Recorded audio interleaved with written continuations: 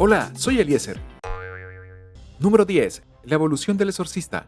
Los exorcismos han sido parte del cristianismo desde los días de Jesucristo. En los evangelios bíblicos, el mismo Jesús está involucrado en un puñado de exorcismos. En el evangelio de Lucas, un niño es poseído por un demonio y echa espuma por la boca mientras sufre violentos espasmos. Pero luego Jesús aparece y usa sus poderes sagrados para expulsar el demonio del cuerpo del niño. Jesús también promete a sus seguidores que con la fuerza de Dios, ellos también pueden desterrar los demonios. En el siglo II, los cristianos usaban el nombre de Jesús durante los rituales para expulsar los malos espíritus de las almas de sus amigos. En los primeros días del cristianismo, incluso se usaban exorcismos para convertir a las personas. Los sacerdotes realizaban exorcismos en espacios públicos como una forma de convencer a los no creyentes de su poder espiritual. Estaban tratando de hacer creer a la gente que los cristianos podían realizar exorcismos más efectivos que los paganos. Sin embargo, las cosas realmente comenzaron a calentarse en la Edad Media. Fue entonces cuando la iglesia entrenó a sacerdotes especiales específicamente para convertirse en exorcistas. Este sigue siendo el caso hoy en día en la Iglesia Católica Romana y en la mayoría de las tradiciones ortodoxas orientales. Pero no todos los exorcismos fueron tan intensos como se ve en las películas. La Edad Media vio el surgimiento de algo llamado exorcismo menor. Esto se usó en personas que no estaban necesariamente poseídas por el mal.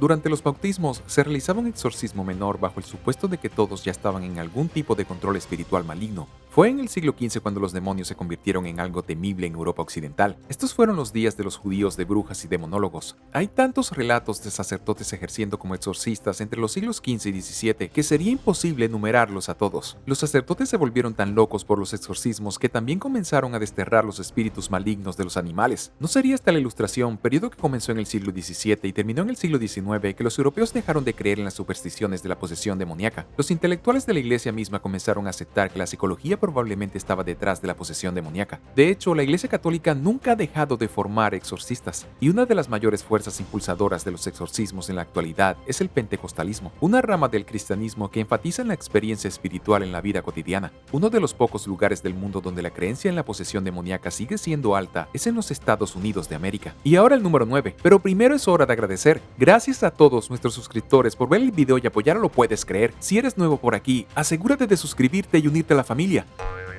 Número 9. Roland Doe. El exorcismo no sería el tema candente que es hoy sin la novela de William Peter Blatty de 1971 llamada El Exorcista. El libro se convirtió en una película de terror en 1973 y desde entonces los estadounidenses han estado obsesionados. Pero lo que mucha gente no se da cuenta es que los eventos de la película ficticia El Exorcista se inspiraron en su caso real. En la década de 1940, un grupo de sacerdotes de la Iglesia Católica Romana realizó exorcismos a un niño que solo fue identificado como Roland Doe. Roland nació en una familia de luteranos que vivían en Maryland. Era hijo único y a una edad temprana su tía le presentó un tablero de Ouija. Según allegados al caso, todo comenzó tras la muerte de la tía de Roland. Fue entonces cuando la familia comenzó a experimentar ruidos extraños. Los muebles se movían solos y los jarrones salían volando del estante y se hacían añicos contra la pared, pero estos extraños sucesos solo ocurrían cuando el chico estaba cerca. Finalmente la familia se acercó a su pastor local, Luther Miles Schultz. En cambio, incluso el pastor tenía algunas dudas, así que accedió a cuidar al niño durante una noche y ver por sí mismo lo que estaba pasando dentro de la casa. Para sorpresa del sacerdote, los objetos domésticos y los muebles se movían solos cuando el niño estaba en la habitación. El sacerdote sugirió entonces que la familia se pusiera en contacto con los católicos. No está claro en cuántos exorcismos estuvo involucrado Roland Doe, pero fueron muchos. Un sacerdote católico llamado Edward Hughes realizó uno en el Hospital Universitario de Georgetown. Durante el exorcismo, el niño tal vez se deslizó de sus ataduras y usó un somier roto para cortar el brazo del sacerdote. Luego el exorcismo se consideró un fracaso y la familia se mudó a St. Louis, pero la posesión demoníaca del niño continuó en la nueva ciudad. Una vez más los sacerdotes visitaron a Roland, esta vez los científicos de College Church y St. Louis University. Todos los involucrados presenciaron cómo la cama temblaba y escucharon al niño hablar en varias lenguas usando una voz que no era la suya. El arzobispo después concedió permiso para otro exorcismo, y este tuvo lugar en el hospital The Alexian Brothers, donde los psicólogos asistieron a los sacerdotes. Durante el exorcismo, uno de los sacerdotes jesuitas afirmó que vio las palabras infierno y maldad aparecer en la carne del niño como arte de magia. Posiblemente hubo otros exorcismos en el niño que fallaron. Aunque el de St. Louis pareció funcionar, los sacerdotes, sin revelar el nombre del niño, dijeron que siguió viviendo una vida perfectamente normal después de que el demonio fuera expulsado de su cuerpo. Número 8. Clara Germana Celé. En una pequeña escuela misionera de Sudáfrica, el padre Erasmus Horner escuchó una confesión muy inusual de una de sus estudiantes católicas. Corría el año 1906 y la alumna se llamaba Clara Germana Cele. En el confesionario la joven admitió que había hecho un pacto con el diablo. Al principio el sacerdote no tomó demasiado en serio la confesión de Clara. Después de todo ella era solo una niña y él atribuyó la confesión a una imaginación activa. Pero luego comenzó el comportamiento extraño y errático, lo que hizo que las monjas y los sacerdotes de la escuela se preocuparan cada vez más. Más tarde, el 20 de agosto de 1906, Clara se arrancó la ropa como un hombre lobo en transformación y comenzó a gruñir. A continuación tuvo una conversión con una voz extraña de entidades que nadie más podía ver. Clara fue citada diciendo: "Me has traicionado, me has prometido días de gloria, pero ahora me tratas con crueldad". Se creía que Clara estaba discutiendo con la entidad malvada con la que había hecho un pacto, y que evidentemente la había traicionado. Una de las monjas escribió que nunca había escuchado un animal hacer un sonido como el que salió del cuerpo de Clara. También dijo que ni un león ni un toro podrían hacer un ruido tan horrible. En los días que siguieron, Clara comenzó a desarrollar poderes, divulgó secretos de la vida personal de las personas cercanas a ella, y de alguna manera podía hablar idiomas extranjeros que nunca antes habían escuchado. También estaba imbuida de una fuerza inhumana, y a menudo rompía sus ataduras, y luego estaba la levitación. Clara levitaba 1.5 metros, 5 pies de su cama, solo para volver a caer sobre el colchón con un rápido rocío de agua bendita. El exorcismo se realizó el 11 de septiembre de 1906. Duró toda la mañana y continuó hasta las horas oscuras de la noche. Clara casi estranguló a un sacerdote hasta la muerte durante la terrible experiencia, pero al final el demonio abandonó su cuerpo y alrededor de 170 personas presenciaron todo en la capilla. Pero esta historia aún no ha terminado. Un año después, Clara hizo otro pacto con el diablo, y esta vez el exorcismo duró 2 días. Cuando el demonio finalmente fue vencido una vez más, todos en la habitación informaron que olían el peor olor imaginable. No existe registro de lo que le sucedió a Clara después de la segunda posesión, pero con suerte dejó de confiar en el diablo. Número 7. El exorcista del Vaticano. El padre Gabriel Amor falleció en 2016. Antes de la muerte del sacerdote, admitió a los medios de comunicación nacionales que había realizado no menos de 100.000 exorcismos en su vida, pero es probable que nunca hayas oído hablar de ninguno de ellos. Eso es porque el padre Amor era el exorcista oficial del Vaticano, y los exorcismos que realizaba eran de alto secreto. El padre Amor nació en Italia en 1925, luchó con la resistencia en la Segunda Guerra Mundial contra los fascistas, y después de la guerra obtuvo un título en Derecho y trabajó brevemente como periodista. No se convirtió en sacerdote hasta 1951. Luego de muchos años de servicio sacerdotal, el padre Amor fue nombrado asistente del cardenal Ugo Poletti en 1986. Poletti era el principal exorcista de Roma en ese momento. Después de la muerte de Poletti, el padre Amor asumió su cargo, permaneció en el puesto por el resto de su vida e incluso escribió un libro al respecto llamado Un exorcista cuenta su historia. Uno de sus mayores logros fue fundar la Asociación Internacional de Exorcistas, una organización inusual que todavía existe en la actualidad. Hoy en día, los exorcismos están haciendo una gran reaparición. La práctica dejó de ser popular a finales del siglo XVII, pero en 2017 el Papa Francisco envió un mensaje a los sacerdotes diciendo que no deberían dudar en llamar a un exorcista cuando parezca necesario. Antes de su muerte, el padre Amor admitió que el 98% de sus pacientes necesitaban más un psiquiatra que un sacerdote. También dijo que el otro 2% definitivamente estaba poseído por un demonio, pero el 2% de 100.000 sigue siendo 2.000, y eso es un montón de posesiones demoníacas frente a nuestras narices. Número 6. Anneliese Michel. Anneliese Michel creció en Alemania Occidental en la década de 1960. Su familia era devotamente católica y ella vivió una vida bastante normal, pero luego sucedió lo inesperado cuando Anneliese tenía solo 16 años. Un día se desmayó en la escuela y parecía estar en un estado de fuga, y cuando finalmente se recuperó no podía recordar nada de lo que pasó. Sus amigos en la escuela y su familia dijeron que era como si hubiera caído en un trance. El evento vino y se fue y nadie pensó mucho en él, pero un año después ocurrió algo similar. Anneliese se despertó en trance y orinó en su cama. Ella también comenzó a convulsionar incontrolablemente. Era la Alemania de los años 60, una época en la que la gente no solía tratar la posesión demoníaca como una realidad. Entonces, Anneliese fue a un neurólogo en lugar de un sacerdote. Los médicos le diagnosticaron epilepsia del lóbulo temporal, una condición que puede causar convulsiones, pérdida de memoria y alucinaciones. Esto se ha atribuido a la posesión demoníaca desde los días de los babilonios. Luego, Anneliese recibió medicamentos y se matriculó en la universidad, pero las drogas no ayudaron y a finales del año, Anneliese creía de todo corazón que estaba poseída por una entidad demoníaca. Vio la cara del diablo en superficie superficies reflectantes y afirmó que los demonios susurraban en sus oídos, y mientras intentaba dormir por la noche, voces horribles hablaban dentro de su cabeza. Según Anneliese, le dijeron que estaba condenada y que se pudriría eternamente en el infierno. Lo más importante de la posición de Anneliese era que ella estaba al tanto. Anneliese fue quien buscó sacerdotes para ayudar con su posesión, pero el sacerdote con el que habló no quiso hacerlo y en su lugar le dijo que necesitaba medicina. En este punto, Anneliese estaba deteriorando rápidamente. Ella estaba comiendo arañas y mordiendo las cabezas de los pájaros, e hizo cosas aún peores que no podemos mencionar porque son horribles. Pero entonces finalmente el sacerdote Ernst Ahl accedió a realizar un exorcismo.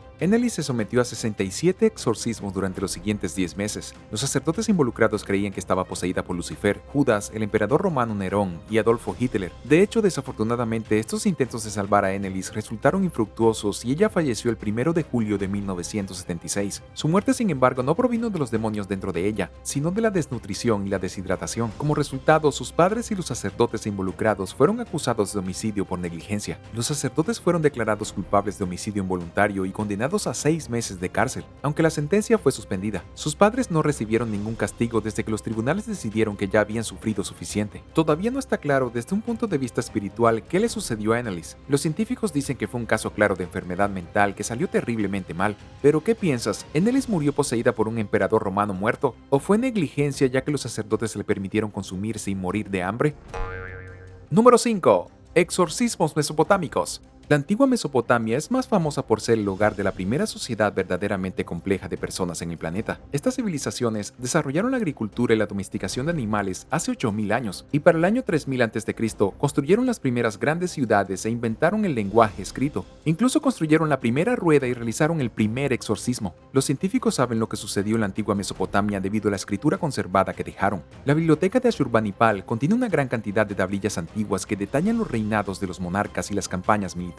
Otras tablillas hablan de antiguos códigos de leyes, rutas comerciales e incluso cosas como disputas domésticas. Es a través de estos textos que los científicos llegaron a aprender acerca de los primeros exorcistas del mundo. Una serie de tablillas escritas alrededor del año 700 a.C. detallan una ceremonia utilizada para ahuyentar el mal. La ceremonia pudo usarse para desterrar la magia maligna y proteger al objetivo de una mayor corrupción. También pudo paralizar a la persona responsable de lanzar el hechizo maligno en primer lugar. Las tablillas contienen cerca de 100 hechizos y conjuros para pronunciar durante el ritual, y en la tableta final están las instrucciones sobre qué hacer durante la ceremonia. Los científicos creen que esta es la primera guía de exorcistas jamás escrita. Tenía la intención de enseñar a los primeros exorcistas cómo desterrar el mal. No estaban expulsando demonios de las almas, pero aún así era extremadamente similar. Este tipo de ceremonias se adaptaron en los años venideros para combatir los malos espíritus y los demonios traicioneros. ¿Alguna vez has usado una tabla de Ouija? Haznoslo saber en los comentarios a continuación. Y mientras lo haces, suscríbete. Número 4. Anna Eklund. Anna Eklund es el personaje principal del libro de la década de 1930, Begone Satan. Fue escrito por Carl Vago y se utilizó como inspiración en la película de 2016, El exorcismo de Anna Eklund.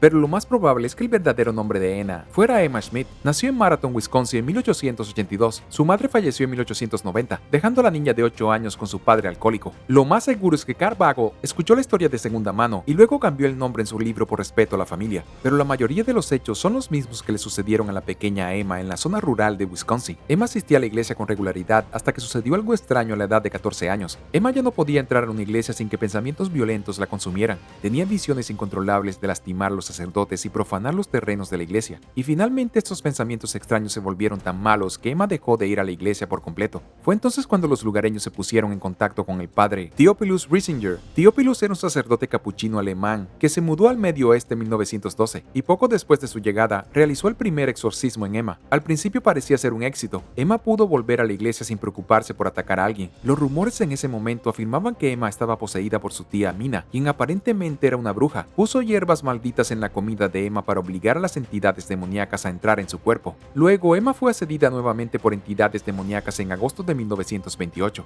Su posesión fue tan mala la segunda vez que tuvo que ser restringida en una cama de hierro. Su cuerpo se retorció y contorsionó de manera antinatural mientras vomitaba bilis y otros líquidos desagradables. Pero después de varios meses, Emma finalmente fue liberada de sus demonios un 23 de diciembre. Saltó de la cama y dijo que los demonios se habían ido. Luego volvió a su vida normal y nunca más fue poseída. Número 3. Demonios medievales. Los arqueólogos que excavaban una antigua villa romana en Inglaterra se encontraron con un esqueleto inusual. El esqueleto pertenecía a un hombre que vivió durante la Edad Media y, según los expertos, pudo haber sido enterrado en un campo remoto debido a su deformidad en la mandíbula, que hizo pensar a la comunidad que estaba lleno de espíritus malignos. Un pequeño agujero en su cabeza parece sugerir que pudo haber tenido una cirugía para tratar de expulsar esos espíritus malignos. Hampshire Archaeology dice que el hombre tenía entre 35 y 45 años cuando murió. Le faltaba la mano derecha y algunos de los huesos de su pie no estaban cuando lo encontraron. No está claro si el daño se hizo antes de la muerte como castigo o si fue el resultado de ladrones de tumbas. De hecho, el agujero perforado en su cráneo definitivamente sucedió antes de la muerte. Dave Allen, miembro del equipo arqueológico, dice que el agujero en el cráneo del hombre era para aliviar el dolor crónico o para hacer una ruta para que los demonios escaparan. La mandíbula inferior del hombre estaba deformada, probablemente debido a un parto problemático, y habría comenzado a notarse antes de que tuviera un año. Las deformidades no eran algo que quisieras tener en la Edad Media. Cualquiera que pareciera remotamente diferente era visto con gran recelo en las comunidades europeas medievales. Cuando alguien no estaba del todo bien, los lugareños se apresuraban a culpar los demonios o la brujería. En este caso, parece que la comunidad atribuyó demonios a la apariencia inusual del hombre. Para arreglar la deformidad del hombre, un médico usó un taladro de hueso primitivo para sacar los demonios de su cabeza. Pero cuando eso no funcionó, ¿quién sabe qué pasó? El nuevo crecimiento de tejido sobre la herida muestra que la operación fue exitosa y que el hombre sobrevivió después de la cirugía, pero luego fue enterrado en medio de la nada, boca abajo en una tumba poco profunda. A pesar de que sobrevivió a la cirugía, obviamente todavía era rechazado y despreciado por su comunidad. Número 2. El ritual Zar. El antiguo ritual Zar comenzó en Etiopía, aunque no se conoce la fecha de sus orígenes. Cuenta la leyenda que la práctica surgió por primera vez en la ciudad etíope de Harar y luego se extendió a Eritrea y Somalia. Eventualmente se convirtió en su propio culto, con rituales que se llevan a cabo en África y hasta Egipto y Persia. Se sabe muy poco del ritual Zar, aparte de lo que escribieron los viajeros del siglo XIX. Un viajero describió a los cultistas sacrificando una cabra y mezclando su sangre con mantequilla, y aparentemente todo esto se hizo para curar a alguien que estaba enfermo. El punto detrás del ritual Zar es desterrar demonios y entidades malvadas. Es un tipo de exorcismo que existe desde los días de la dinastía abisinia, que se fundó en el siglo XIII. En Etiopía, Zar es una palabra que describe un espíritu demonio malévolo. La creencia en tales criaturas del reino de los espíritus está muy extendida incluso hoy en día en las comunidades cristianas y musulmanas, pero exactamente cómo se desarrolla el ritual depende de qué espíritu posea la persona que necesita el exorcismo. En el folclore local, hay más de 88 emisarios diferentes del mal que pueden corromper el alma de una persona y hacer que se enferme. Lo que es realmente único sobre el ritual Zar es que en su mayoría son mujeres las que están a cargo de él. Las mujeres se reúnen, cantan y bailan para expulsar a las fuerzas del mal que ocupan a los afligidos. Si bien ya no suelen derramar sangre, las mujeres aún realizan el ritual con bastante regularidad. A diferencia de los exorcismos en los que pensamos hoy, el ritual Zar es antiguo y no tiene nada que ver con la iglesia.